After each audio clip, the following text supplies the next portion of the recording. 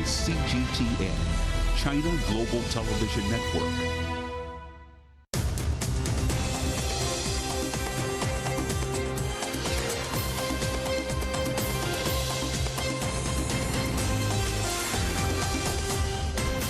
Live from London, this is The World Today. Hello, I'm Jamie Owen. Welcome to the programme. Our top stories. Niger on the brink. Economic and military sanctions from some African countries fall flat. Now what? Our other headlines. Intense storms lash the eastern United States, leaving 2 people dead and more than 1 million homes without power. Protests and legal challenges as asylum seekers begin boarding the UK's controversial housing barge, the Bibi Stockholm. And a football fan is stabbed to death in pre-match violence between Greek and Croatian supporters in Athens.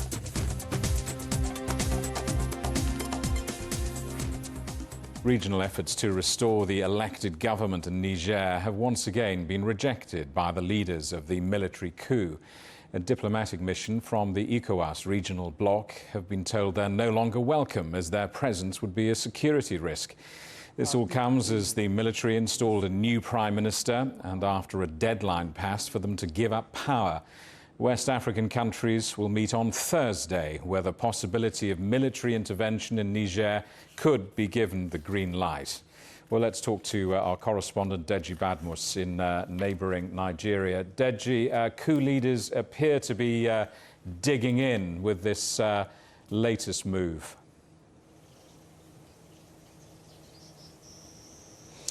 Obviously, Jamie, that's what it is. I mean, and they're basically shutting the door to any form of dialogue and negotiation. And I think they may be taking advantage of the fact that there isn't enough appetite in ECOWAS for a military intervention. So they know what's happening. They are reading the handwriting on the wall. They are following developments in ECOWAS. And I think that's the reason why they are acting this way. Anyway, we just have to wait and see how ECOWAS reacts to this, because I think ECOWAS was actually planning to send a delegation to Niamey to meet with the military junta. But now that it has said it is not interested in meeting any delegation at all, we wait and see how ECOWAS responds to that. It has called a meeting for Thursday. What we're hearing is that ECOWAS will continue to pursue the diplomatic option, especially after the United States has joined Germany and Italy to say negotiation and dialogue should be the way out of the political standoff. And we also saw the U.S. Acting Deputy Secretary of State, Victoria Nuland, now visiting Niger and meeting with some of the military junta there, and then saying that, look, while there's a window of opportunity for dialogue, but that any dialogue at all will be very difficult. So in all of this, we just have to wait and see what the meeting brings out on Thursday. But there's no question at all that this is a difficult one for ECOWAS. How it's going to respond, we just have to wait and see. That military intervention doesn't look very likely because the appetite for it, as I said, is not there. Quite a number of countries, even within the bloc, are not for a military intervention. They are all for dialogue and negotiation. But then now that Niger appears to be shutting the door to negotiation, we just have to wait and see what happens. Jamie? The newly installed Prime Minister has, of course, previously been on the wrong side of coup. What else do we know about the new man? Well, it's an interesting appointment, and you're quite right. I mean, he served as the finance minister of that country under President Mamadou Tanja until that government, of course, was deposed in 2010. And then he's back. I mean, he's an economist. He studied economy in a university in Niamey, and also had education in France as well. He's been working with the African Development Bank, and now he's been appointed the Prime Minister. So obviously, this is a sign that the military junta is digging in, and they're going ahead to form a new government, so to speak. I mean, not minding what ECOWAS thinks, not minding the international pressure that has been brought to bear on them. So, obviously, this is, some people would say, well, it's not surprising at all. Lamine Zain is not a new person, but it's interesting that he's accepted to serve government that came in through a military coup, because the government he served under too was pushed out through a military coup. Deji, thanks for that. Keep us posted. Our correspondent Deji Badmus in Nigeria.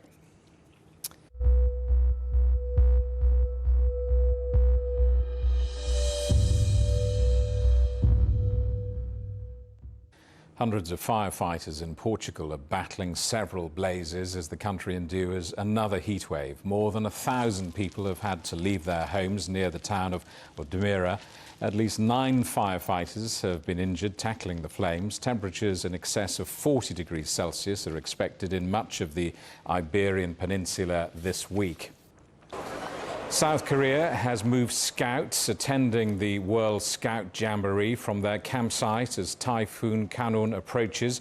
More than 1,000 buses moved 30,000 people to safer inland locations. The event, which started last Wednesday, has faced many problems, including sickness due to the extreme temperatures and complaints of poor sanitary conditions. Intense storms have swept across the eastern United States, leaving 2 people dead and more than 1 million homes without power. Tornado watches and warnings have been posted across 10 states, including Tennessee and New York. The storms come as large parts of the southern United States are still under heat warnings.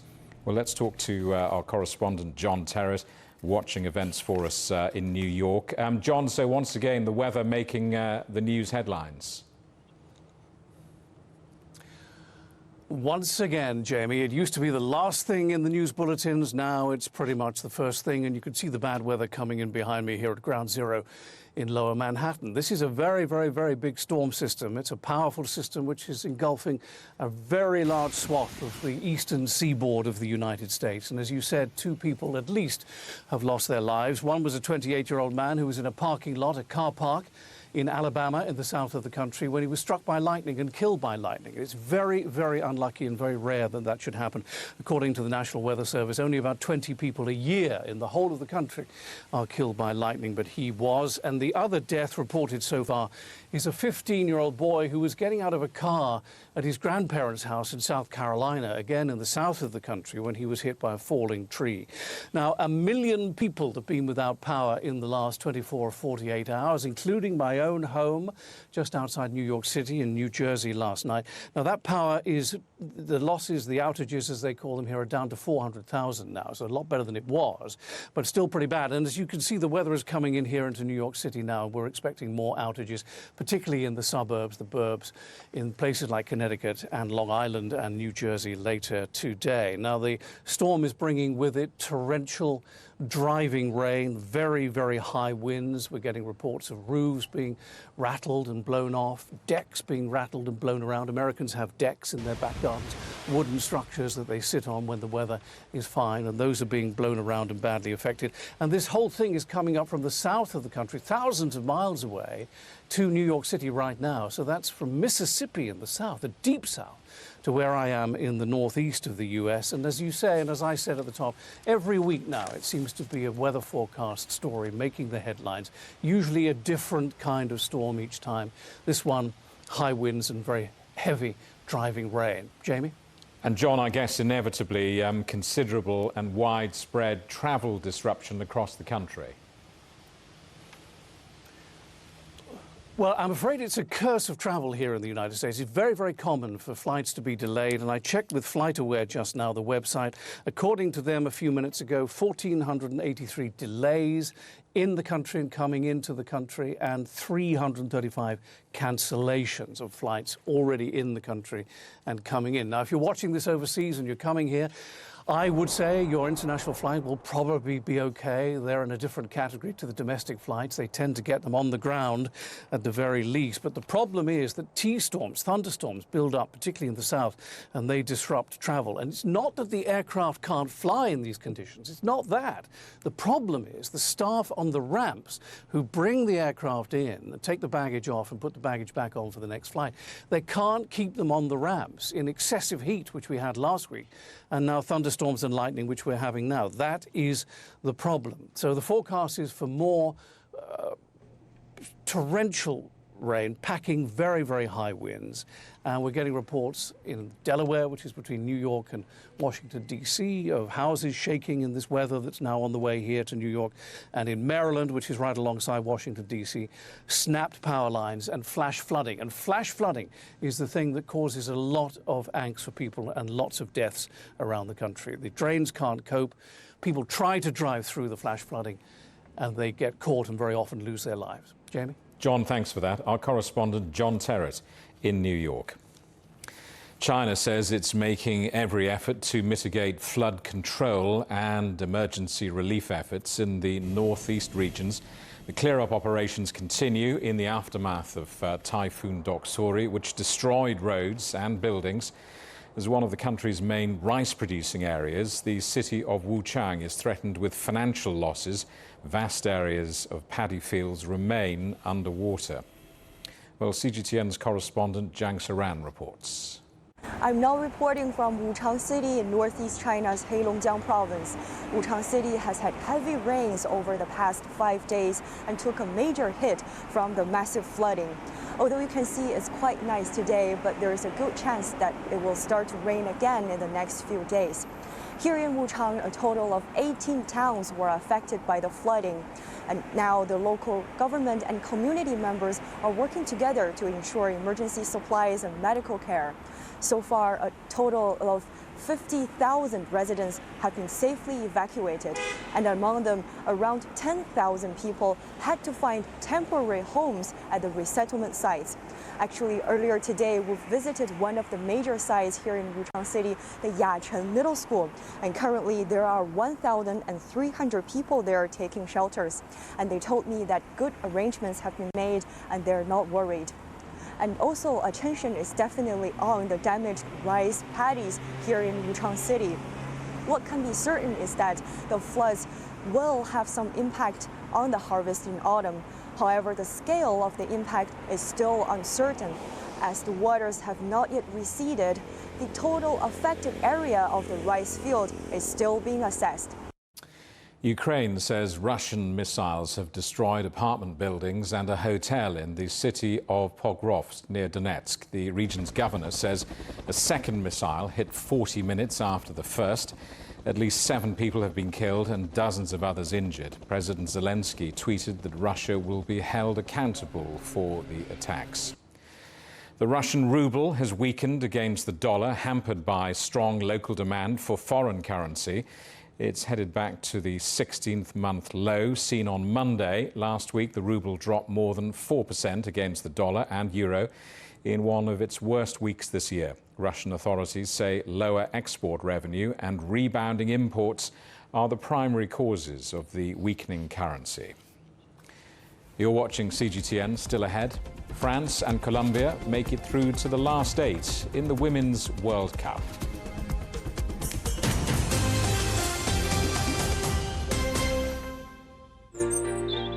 Ever wondered what's the difference between a bear and a bull market? Where are the cash cows? And who are the lame ducks? And what exactly are black swans? Grey rhinos? And unicorn companies? Make sense of it all with Global Business, only on CGTN. There's a new agenda for a new world, accelerating change in almost every part of our lives. It's shifting the norms of how we work, travel, and connect. How we think, interact, and develop. It's a new reality, a new agenda with me, Juliette Mann. Events have consequences. Words create impact. One more offensive in a long line of battles that's been ongoing for more. Just got to be careful here with some gunshots. Excuse us, excuse us. The world today matters for your world tomorrow. The number of casualties is growing quickly. Why, this is one of the hardest hit towns in the region. The world today, every day on CGTN.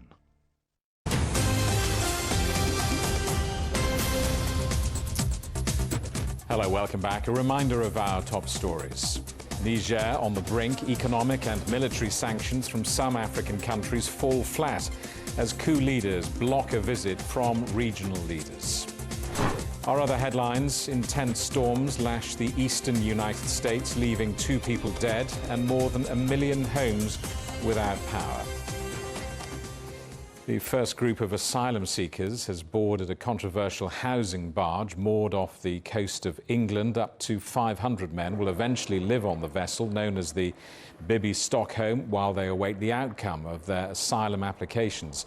Human rights groups have called this scheme inhumane, but government ministers insist it's safe and will save money.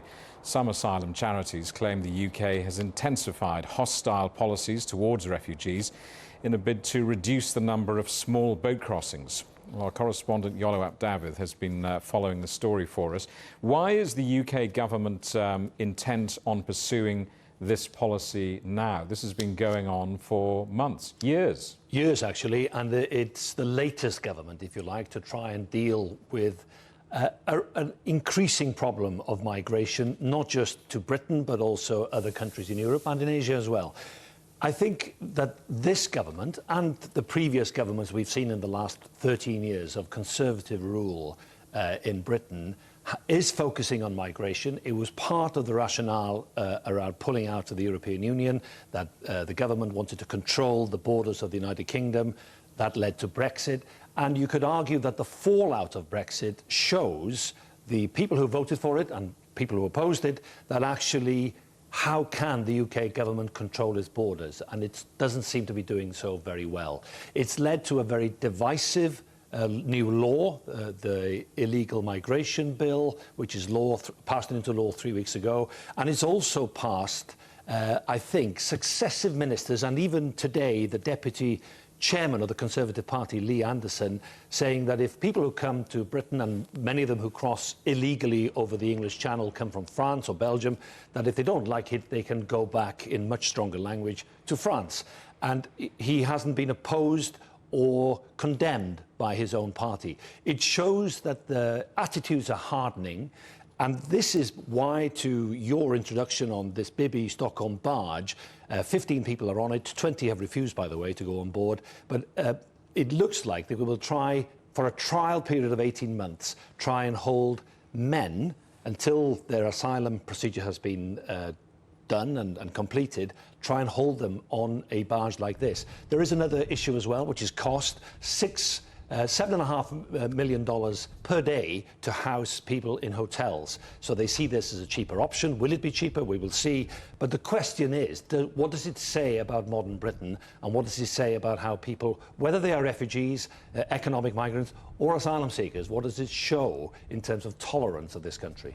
This isn't just a UK story, though, is it? It stretches across Europe and far around the world. It does, and migration is a huge problem in France, in Sweden, in the Balkan countries, in Greece. It's a problem in Turkey with 3.5 million Syrian refugees, and political discussions have failed really to break through, and you see that it has led to centre-right, far-right governments in several European countries facing the same problems, but it's become an ideology within the ruling party, the Conservative Party here, which has split the party as well, because there are many Conservatives who disagree with this policy. But however, they do have a new law now for the last 3 weeks. That is controversial, as indeed is the increase in people who are trying to get into the country illegally. But it is a huge problem across Europe. We see boats arriving across the Mediterranean Sea, boats arriving into Greece. We see how the Russians and the Belarusians have tried to use asylum seekers crossing borders physically into Poland and into the Baltic states, into Finland. And so it's an issue which the Europeans feel very nervous about. And you feel that there's a hardening of attitudes as well, because migration is on the increase. Yolo, thank you for that. Our correspondent, Yolo Ap David. A Greek football fan has died after clashes broke out between 2 rival teams in Athens. Supporters of AEK Athens and visiting Dinamo Zagreb threw flares, stones and makeshift explosives outside a stadium where the visiting team was training. The police arrested 98 people. The teams were due to play the first leg of a UEFA Champions League qualifier, which has now been postponed. Our correspondent Evangelo Sipsas is in Athens. Evangelo, how did all this come about? There is a history, isn't there, between these two teams? Well, there is a history in general between these hooligan groups, let's put it like that. But what happened yesterday was something that we haven't seen before. We've seen a number of foreign fans from Dinamo Zagreb traveling all the way from the capital of Croatia here to Athens just to kill someone, pretty much, because that's what they came with knives, with weapons, with whatever they had.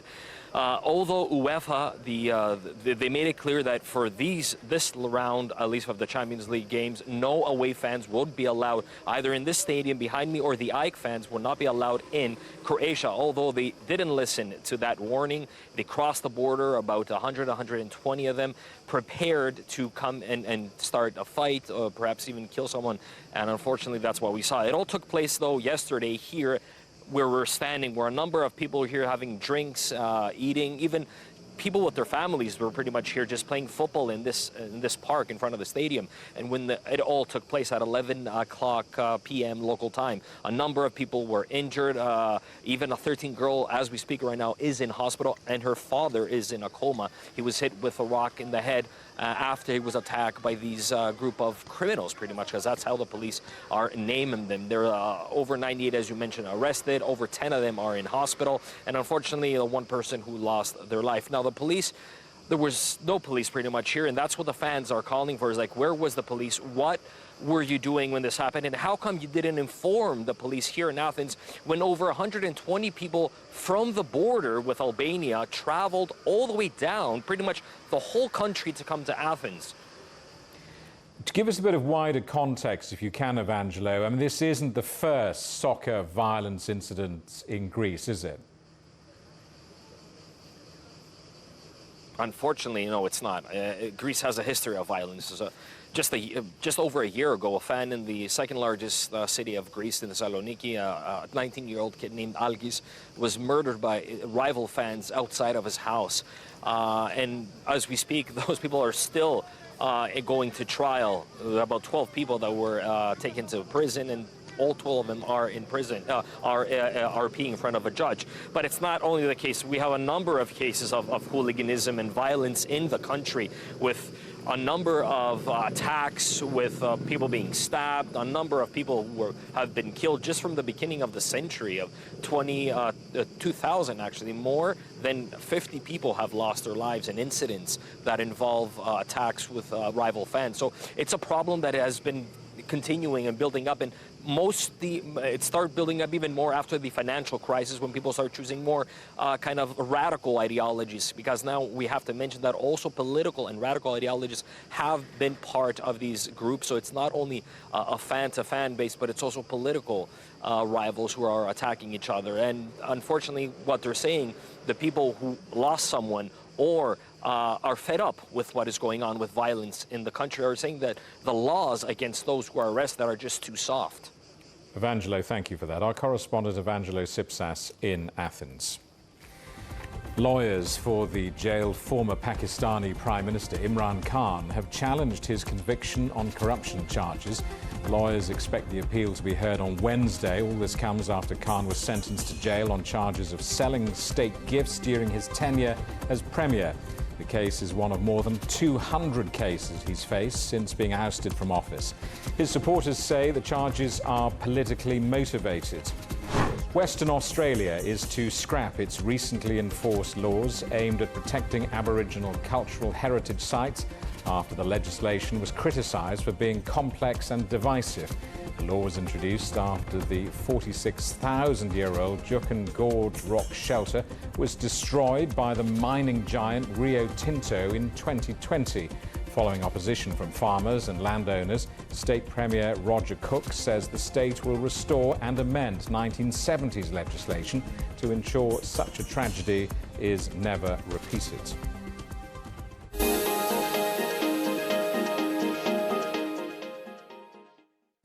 France is through to the quarter-finals after thrashing Morocco 4-0 in Adelaide. Morocco were aiming to become the first African side to win a knockout match at the Women's World Cup, but France went 3-0 ahead within the first 25 minutes. Eugénie Le Sommer added a fourth goal in the second half, her second of the game. France will now face co-host Australia for a place in the semi-finals. In the other game, Colombia beat Jamaica 1-0. Catalina Usmer scored the only goal of the match in Melbourne to end Jamaica's World Cup dream. Colombia will now face European champions England for a place in the last four. Well, a closing ceremony has brought an end to the Summer World University Games in China. After 12 days of fierce competition, the host China topped the medal table with more than 170 medals. Our correspondent Wang Mengjie reports. A celebration of friendship, sportsmanship and joy. The curtain of this year's World University Games fell in Chengdu.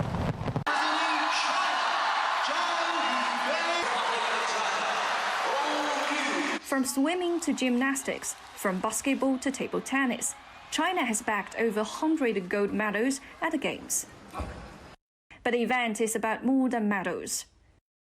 Over 6,500 athletes from across the world have competed in 18 sports. It's all about the spirit of dedication and friendly competition. This idea is fully reflected at the closing ceremony of the Universiade. We celebrate with the world and bid farewell to each other. This is the theme of the closing ceremony. We want to share China's youth spirit and make the world feel the stimulation. But if college students merely participate in competitions without communication, they would lose the significance of the Universiade, with China doing a lot to facilitate people-to-people exchanges. Many students meet, they become a team, they are building friendships, and that's what happens with the cities when all the people from the cities come together. When the whole world comes to join us, everyone will be together. The stage director said he has learnt a lot from Chengdu as Germany is preparing to be the host country of the Summer Universiade 2025. During the past 2 weeks, it's been a happy sight to see the students taking to the streets of Chengdu and communicate with local people. They can see a real China where the venues and organizations are convenient and the people are warm. It's hard to say goodbye, but the door at the best band for awesome Chengdu is always open. Wang Mengjie, CGTN, Chengdu. The headlines again. Niger on the brink. Economic and military sanctions from some African countries fall flat as coup leaders block a visit from regional governments. Our other headlines: intense storms lash the eastern United States, leaving 2 people dead and more than 1 million homes without power. And protests and legal challenges as asylum seekers begin boarding the UK's controversial housing barge, the Bibi Stockholm. And that is the world today. Thank you for watching. There's more news on CGTN Europe's channel, on the Telegram app, or scan the QR code on the screen to get stories and updates sent direct to your phone. We're back with more news at the top of this hour. Coming up next, it's World Insight. For now, from all of the team in London, it's goodbye.